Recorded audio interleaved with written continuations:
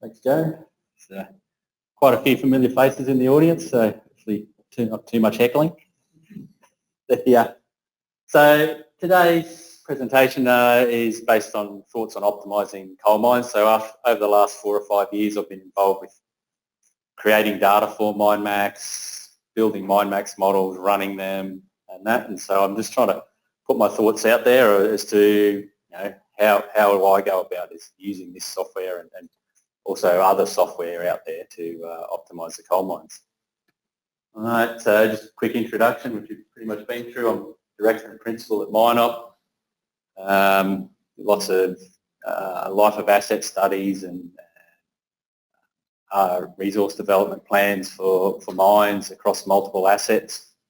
MineOp, it's a specialist open cut and underground mining engineering consulting group. We formed in September 2007 and have pretty good industry reputation out there for technical and commercial expertise.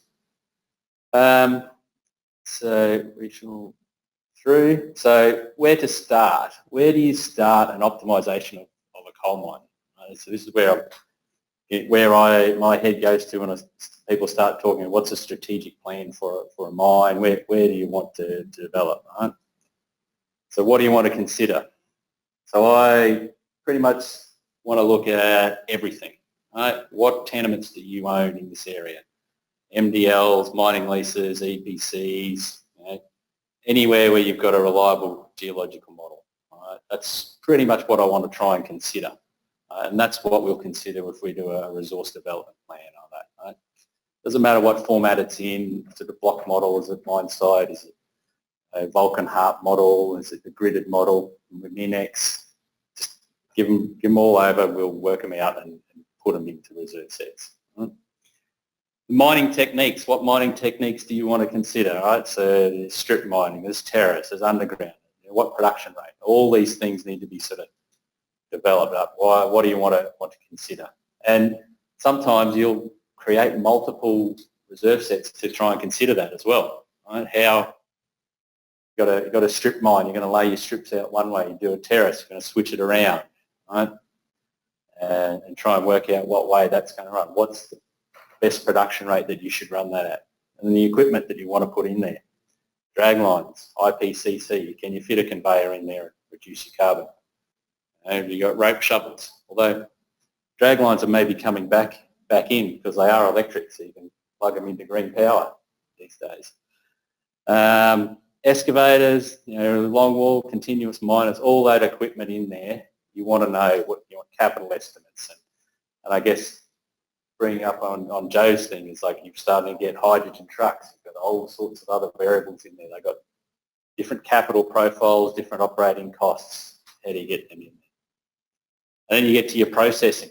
What sort of processing plant have you got? You've got one, you've probably normally got one plant there that you're not happy with. Is it one stage plant? Do you want to go to a 2-stage? Do you want to do bypass? Can the deposit handle bypass? Can you vary the densities and the product ashes in there? And what product do you want to produce from these different leases or different models that you've got? Right? And operating costs. Right? And so you start to delve into, well, what operating costs have you got? And how can you relate them back to the reserves and get them into Minemax? So you want mining, processing and overheads. You've got rail, port, royalties, which are always going up apparently. You've got rehabilitation and closure costs. Where do they come in? All these different costs. And then you get to the capital. Right? So what you've got trucks that have got 80,000 hours on. Do you want to push them to 100,000? Right? When do you want to replace them? What's the capital triggers for that? Or no, you want to just go and buy brand new battery trucks and get rid of the old ones. And what's the pit capital? What do you need to get started in these areas? So typically when you start doing these processes, it's everything. You want to look across what are all the different spots that you want to analyse and how can you optimise these leases. All right, so then you get to all right, I've got my geological models, I've got some assumptions.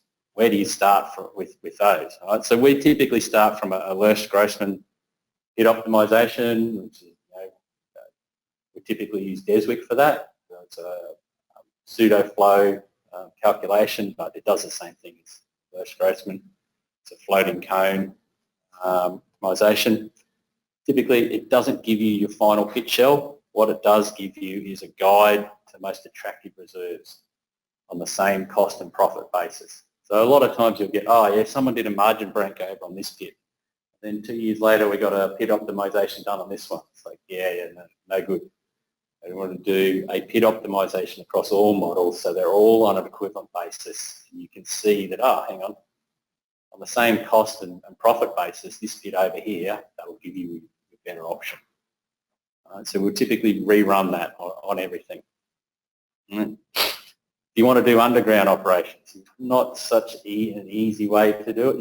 You can do margin ranks in there, but you've still got a layout typically to do that.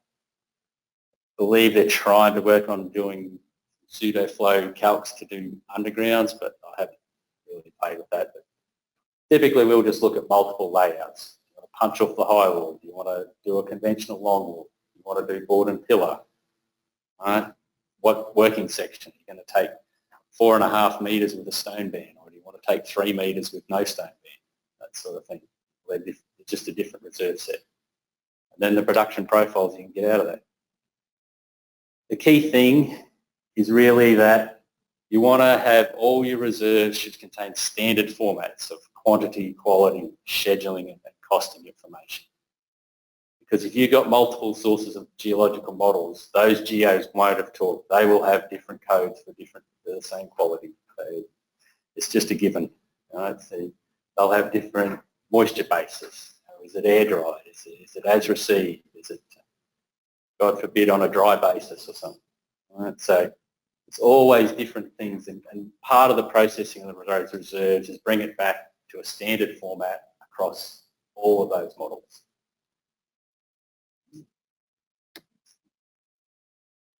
And then start to look at what's the productive capacity. Right? So these measurements will help drive MineOp what it helps right? Based on some sort of target schedule. So you've got a life of mine plan or something there already. Like, the rope shovel and the drag line that good. 3 tons per annum out of it. So we're pretty good on that one. But this pit over here hasn't been run before. What size is it? What can we fit in there? Is it highly faulted and we can't put a drag line? So we want to do some engineering analysis on a schedule basis to try and work out what is the productive capacity of those pits. And we'll use typically Spry or Deswick Scheduler for that. So it's an equipment-based schedule. We'll try and force as much equipment into there as possible. And what we're trying to define is what's the maximum we can get out of those areas. Right? What's the maximum ROM tons, the waste movement, total material movement, the number of loading units that you can fit in there, trucking hours required. So at this point, it's not necessarily a financial schedule. It's just a capacity. Hey, we could run this pit at this limit. Right? And you're trying to work out where your limits are on there.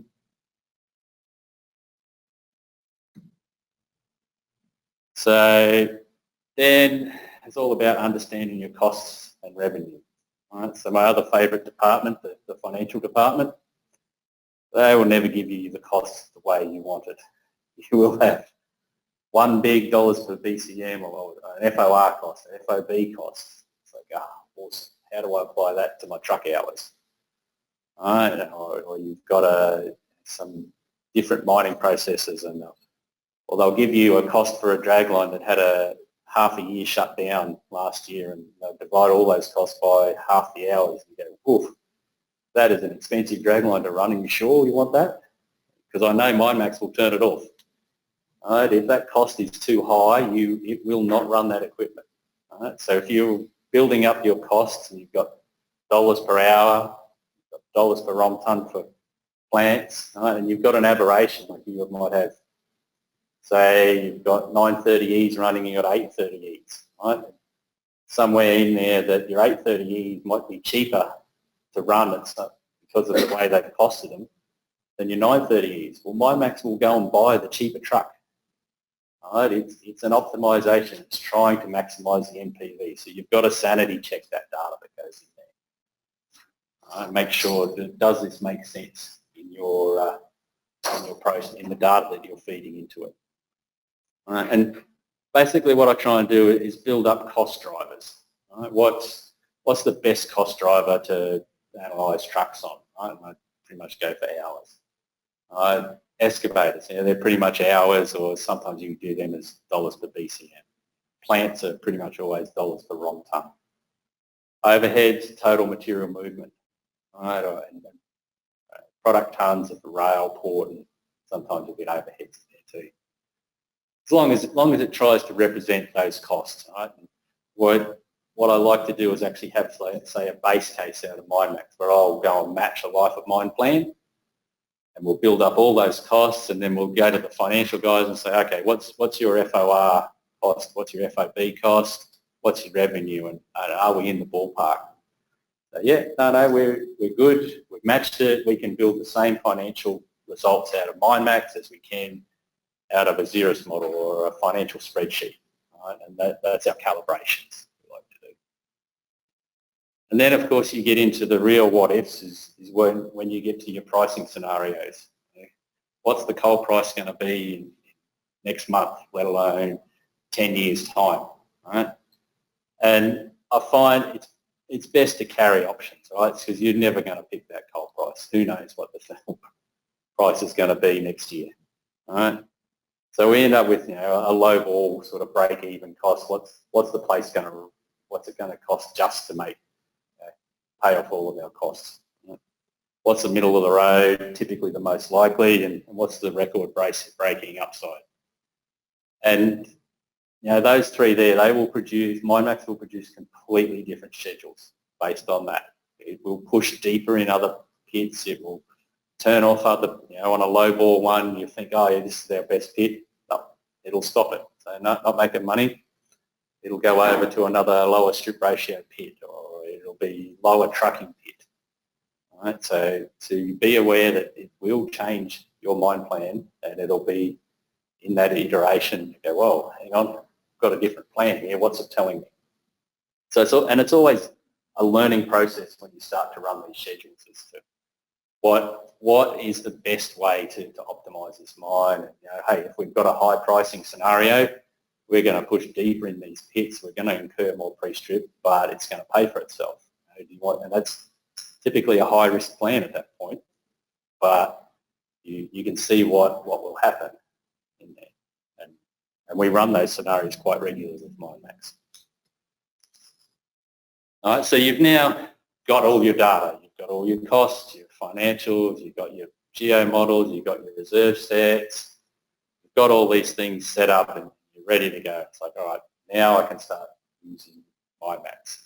And why do we use Minemax? Right? So over the years, I've fed the news results out of Blazer for BHP. They had that version running for a while. Comet and Minemax. I've ended up using Minemax because it's actually much simpler. The interface is quite good to use. We can load reserve sets. We can load stuff straight out of Spry, straight out of Desert Schedule. We can put, if we really wanted to, we could put a block model in there, but we haven't. We typically already got the reserve set at that point. And all the constraints in that are all laid out in a nice sort of menu basis, which is, I can get part of my other team say, yep, go and set up all these constraints, and that they don't have to have a PhD in Comet to try and understand that sort of thing. So the first thing you've got to do when you get into Minemax is understand the decision tree. So I noticed Joe's decision tree was awesomely simple. I don't build simple ones, unfortunately.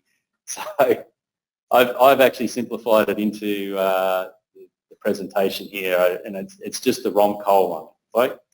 Like, what decisions do you want to make? So on this example, you've got your ROM coal coming out. Can it be bypassed? Is it going to go through a one-stage plant? Is it going to go through a two-stage plant? All right. What float settings are you going to run that plant at for those coals? All right. And what's the secondary product that's going to come out of that? And then you'll have, all right, so what's the product that you can produce from that coal? What is the coal spec, and what's the coal price? All right, and what are you producing? Is it hard coke? Is it semi-soft thermal? Is it secondary thermal? All right. So you define your revenue stream, and you can build up quite a complex set of decisions there for Minemax to make. Right? But if you're not the key to making these decisions is you have to have the right data for Minemax to optimise. Right? So if you go and say, you get the product specs off the marketing guys, and you've got 3 different semi-softs, and they're all defined by, say, fluorine or chloride. You go back to your geo model and go, they didn't model that.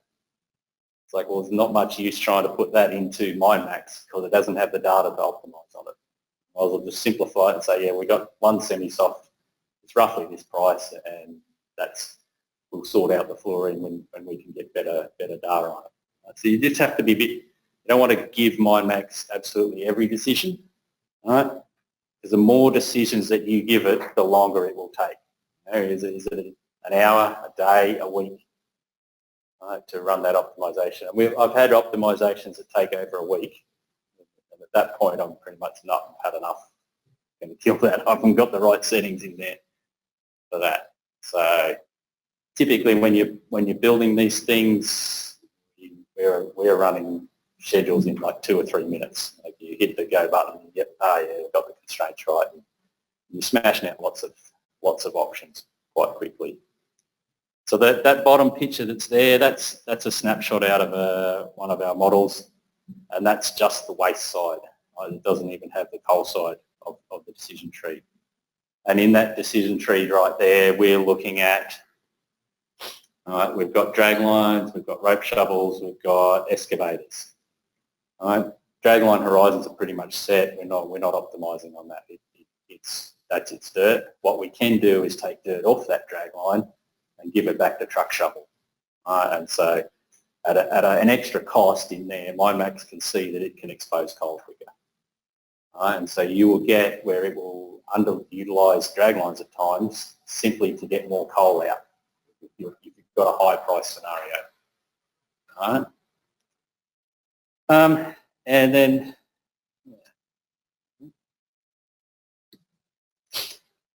so reserve sets. All right, so you've got your reserve sets all created, suitable for the optimisation process. The number of records that you feed it is usually pretty important to understand. You need enough, you have to have enough records to allow blending and optimisation. Right? So you don't want it to have massive record and it can only pick 2 blocks in an entire optimisation period. Right? It's never going to produce a real blend for you. You want it at least sort of 9 or 10 blocks, I find, that it can actually blend on that period. Right? And you don't want to go and give it every 100-metre block in your short-term schedule. Right? You'll kill it. There's too many decisions to make, too many options in there. Typically, I work on a pitch, strip and horizon basis, right? So just get rid of the block level, and that works well for most life of asset plans. Right? Sometimes we'll get down to it and we might split those strips in half or play games of, we go the other way where we'll actually join 2 strips together. So instead of having 50-metre strips, we'll go to 100-metre wide strips, right? Optimisation.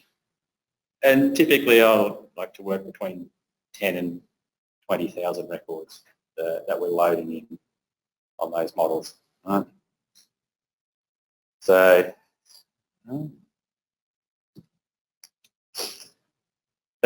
you've got all your reserves loaded now, then you're move on to the scenario settings. There's quite a few different ways that you can load those settings, as Joe went through, with all the different formulas as you bring them in. You can do the trucking hours and that. I haven't done one where I actually use the trucking hours in Minemax. Keen to give it a try, but the models that I've got so far is I'll have built those trucking hours out of a Deswick landform or a Spry model, right? And I'll load those in as fixed constraints into that schedule. Right? So there's other ways that we can build it up. All right, so we load in the constraints into that. Typically you'll end up, there's quantity and quality constraints, minimums, maximums, differences, so you can get it, so it doesn't change too much year on year.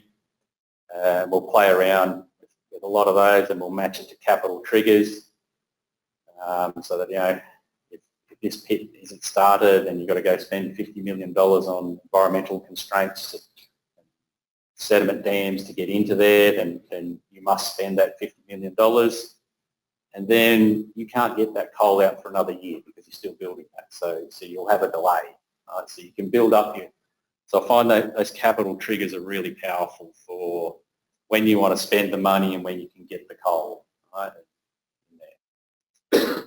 We'll have financials.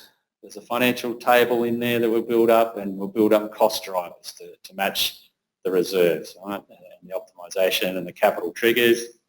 They have precedence, so if we have and the precedence help control our strip progression, right, and the bench progression, how far do you want to come down before you start the next strip or that sort of stuff. So it's a simplified set of dependencies if you're used to Deswick or Spry, but because it's a simplified set of reserves, it pretty much works exactly the way we want it.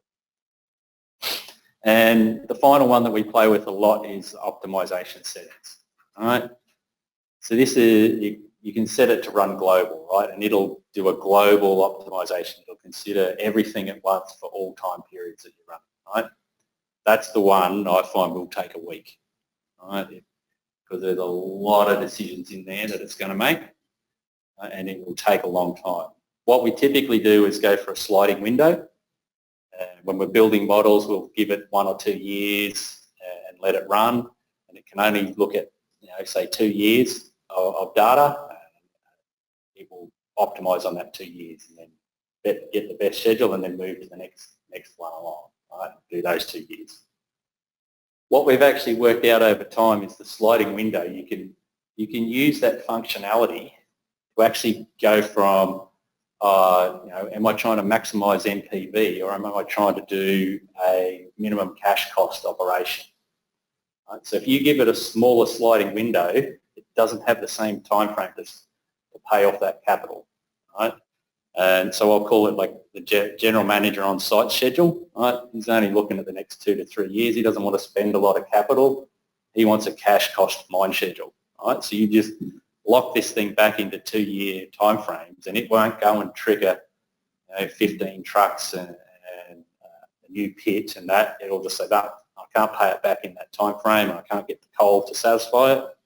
It's going to stick in this pit and run it. And then you can do the other optimisation where you say, well, I want to pay my capital back in 8 years or 7 years. Right? Put that sliding window out to that, and you'll find it'll start to go trigger those extra pits. So it's very powerful when you start to play with that sliding window and work out how it changes your mine plan.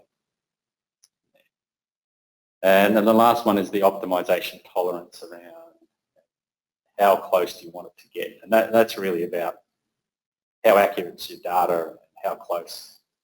You can watch the little line on Minemax, and it gets closer and closer, and you think you get within 5% of the optimum answer. Yeah, it's at 6%, and then you spend another 3 hours watching that same thing, and it goes to 5.5. Well, oh, come on, that'll do. Just accept it and move on. So that's always a little bit of a game. For our final schedule, we try and keep that optimisation tolerance as close as possible. You can get variations in your final NPVs that are bigger than the optimisation tolerance otherwise. So now you've got all your reserves, you've got your Minemax schedule built and your running schedules. All right, it's like, well, okay, now you've got to analyse it. What is it actually telling us? So we go through reporting and financial analysis. All right? So the reporting in Minemax is really good. You set up graphs, you can do plots and that, and you can check out lots of different things in there. And I find it's really good for one or two schedules, like compare the two and look at what's happening and to build that schedule and make sure your constraints, you understand your constraints. Typical studies that we run have got 100 to 200 schedules. All right? So to do that, there's another functionality where we export the data out to Excel, and then we go and bring that into a Power BI or a Power Pivot through Excel, and we'll do all of our calculations, final financials in there.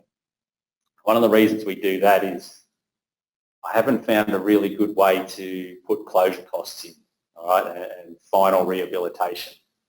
You go and put a big capital cost at the end of a pit, because Minemax is optimising by MPV, it says, no, it's not going to do that block. I will just walk away before I have to do it. So you always have to, I find I put it into the back end of the spreadsheet and say, all right, once this mine is shut down, I've got $500 million worth of closure costs that I need to put in, and I add that in at the back end. So in the analysis, where sometimes the optimisation and looking at the results, that can take a month longer than what you expect, depending on the number of schedules and the complexity. It's often longer than the actual optimisation.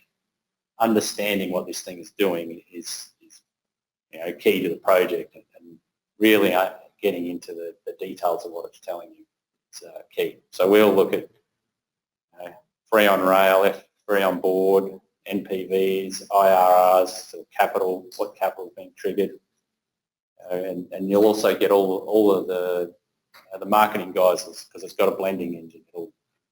How are you blending these coals? Are you mixing dirty thermal in with high grade coking coal and making a final product? Because we don't want to do that. All these different things. You can pretty much report all of that out straight out of Minemax. So that's pretty much my talk for today. Any questions?